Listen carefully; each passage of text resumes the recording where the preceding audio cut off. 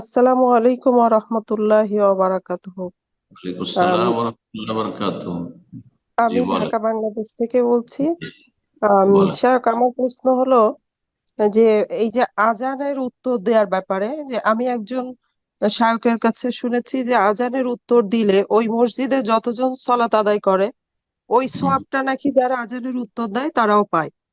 আসলে এই কথাটুকু কতটুকু সত্য? আর লাইভে যদি আমি আজানের উত্তর দেই মক্কা মদিনার, সেই ক্ষেত্রে কি আমি সোয়াব পাবো?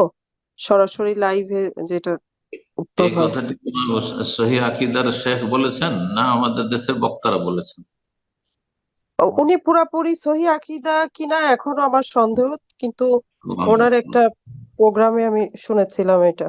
আজ আজ পর্যন্ত আমার এইরকম কোন দলিল জানা নেই যে যেটা প্রমাণ করে যে যেই ব্যক্তি আজানের জবাব দিবে সেই ব্যক্তি যত মুসল্লি সেখানে সালাত আদায় করবে সবার সবগুলো পাবে, কোনো দলিল আমার জানা নেই। তবে অন্যান্য ফজিলত আমার জানা আছে যে ফজিলত গুলি রয়েছে এবং খুব গুরুত্বপূর্ণ ফজিলত রয়েছে। সুতরাং অবশ্যই সবাই যথাসাধ্য চেষ্টা করবেন।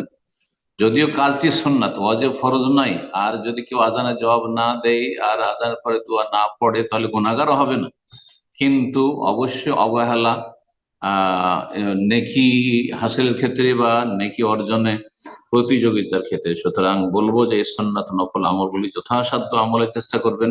এমনকি দিনই আলোচনা হলেও সন্না হচ্ছে, সন্ন্যতের দাবি হচ্ছে দিনই আলোচনা অন্য সময়েও করা যাবে, কিন্তু আজানের জবাব সেই সময়ে দিতে হবে এবং আজানের পর দোয়াটা সেই সময় পড়তে হবে।